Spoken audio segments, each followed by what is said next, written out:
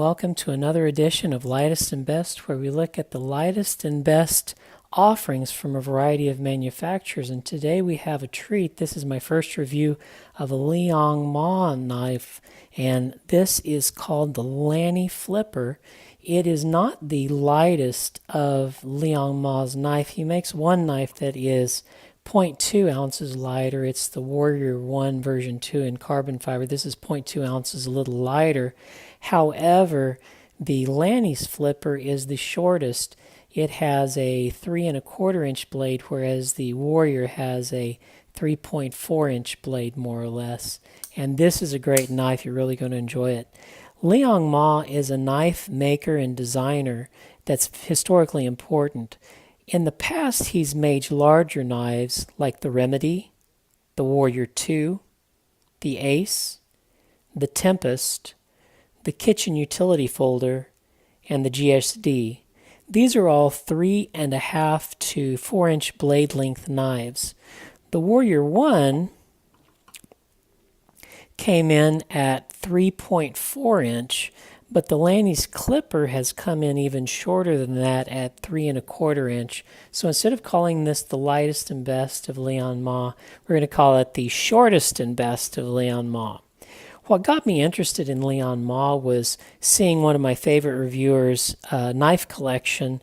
Epic Snuggle Bunny has, it looks like a half dozen Liong Mah knife. He is a fanboy of Liong Mah, and knife reviewers tend to have their favorites. If you look at Mindless Mark, he really likes Tashi-Barucha knives. The Apostle P likes Zero Tolerance knives. Well, Epic Snuggle Bunny really likes the Liong Mah knives, so I thought a 3¼ size is more approaching what I consider EDC friendly, so I went ahead and got this, which is a recent release from Liong Mah. It's called the Lanny's Flipper, and that's kind of a funny name. Who knows who Lanny is, but the first person to make a Lanny's clip flipper is Tony Bose, and I'll show a design of his work here in the corner. He started it, and a variety of other makers have tried to imitate it. If you try to get a Tony Bose custom Lanny's clip flipper, it'll cost over $2,000.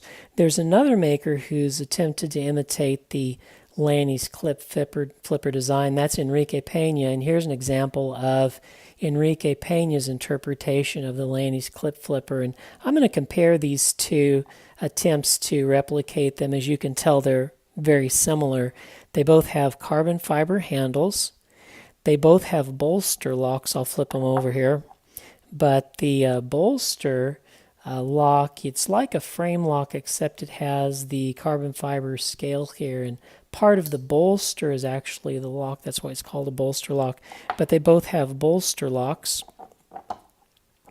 They both have blue anodization of their hardware, and they both have clip point blades, although the Enrique Pena has a more pronounced clip point blade. The Mah is a broader blade, whereas the Enrique Pena more closely replicates the intentional design of Tony Bose. And note that the handles are the same length and the blades are the same length. I don't know if that's coincidence or by intention. So these are similar blades reflecting the Lanny's clip design of Tony Bose. I just wanted to point that out to you. We'll talk about the specification of the Lanny's flipper from Liong Mah.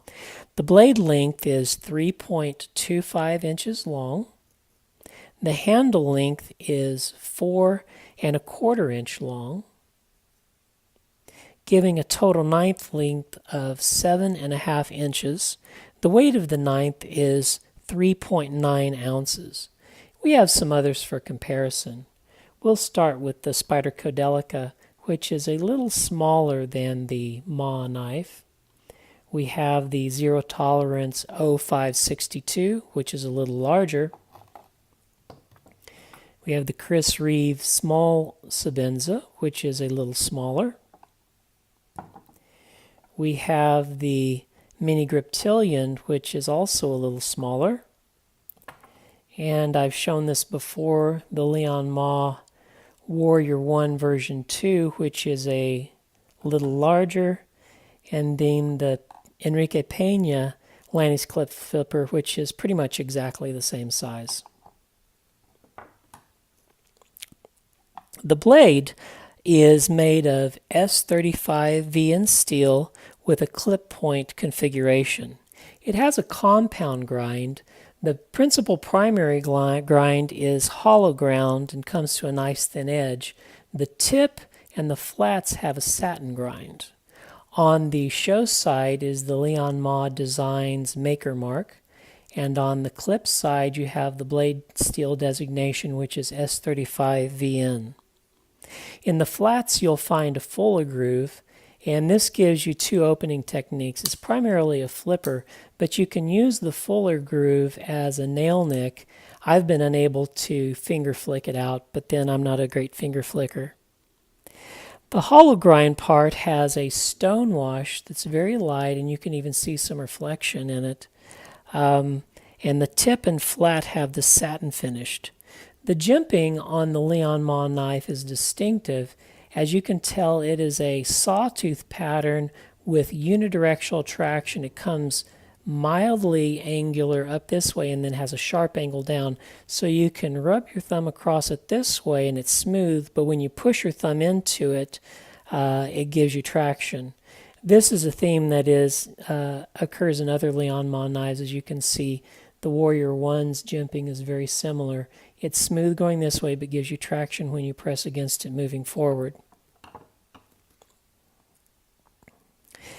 Okay, the method of deployment, as I mentioned, is by flipper, and you have the fuller groove, which acts as a nail nick also. It has good jimping. The handle is made of titanium and carbon fiber. It has a little bit of jimping and chamfering on the edge here, and on the end of the handle it has a backspacer that's titanium that has some raised gear pattern for jimping and traction for a reverse grip. The backspacer also contains the lanyard hold, which is completely contained within the backspacer to protect it from the blade. The bolster has an orange peel finish to it, as does the handle. As you can tell, in the show side there is a cutout for the clip to be left-handed carry, and there's a filler tab there. The pivot runs on caged bearings. The hardware and the pivot have a blue anodization. In this handle, this is the carbon fiber version. However, there are two other versions that were made. There is a brown micarta and a green micarta. I'll show pictures up here. The brown and the green micarta have different anodization colors for their hardware and pivot. The pivot runs on caged bearings. The lock is a bolster lock, as I've mentioned, and I'll give you it. As you can see, there are some cutouts here for easier access. And there is also a lock bar insert that is steeled so that there's no sticking of the lock interface. The bolster and the handle and the bolster lock acts as a over travel stop for the blade. The pocket clip has good clearance and adheres well to the pocket. It has the orange peel texturing on the surface, as I've mentioned, and is tip-up configuration, either right or left-hand carry. The ergonomics of the knife are very good. You can easily get a 4-finger grip, and the action is smooth, it flips hard, and returns just with mild shaking. The construction of the knife, it has an external stop pin to stop the blade both in the open and the closed form. This is a departure from the Warrior 1. The Warrior 1 had the stop pin incorporated into the blade and has a channel so that it locks against the frame of the knife both in the open and the closed position. This, they have a more traditional stop pin that's external that stops the blade. The signage on the knife is minimal. On the show side of the blade, it has the Liong Mah's maker mark, and then on the clip side, it has the S35 VN. The handle has no signage whatsoever. So what are my impressions of the Lanny's flipper by Liong Mah?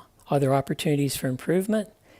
I really can't pick on this knife much. I really can't find anything that I would want to change. What do I like about the blade? I like a lot of the fit and finish issues. For example, the blade is a compound grind with different finishes, a two-tone finish. He has the stonewash on the primary bevel and then the satins on the flat and the tip. It's a really beautiful looking blade. Also on the bolster and the clip, he has this nice orange peel finish. It's a nice touch. And the anodization of the bolster, the pivot, the hardware, they're all nice. The handle edges are chamfered also, which is a nice finishing touch. I also like that Riot is the OEM manufacturer. They have a great reputation for high quality, as in this knife. And it's also configured for left-handers. You can put the clip over on this side. Not a lot of high-end production knives use that, so I appreciate that. Liong Mah is an important designer. Historically, his knives have been too large for me with 3.5 to 4 inch blades.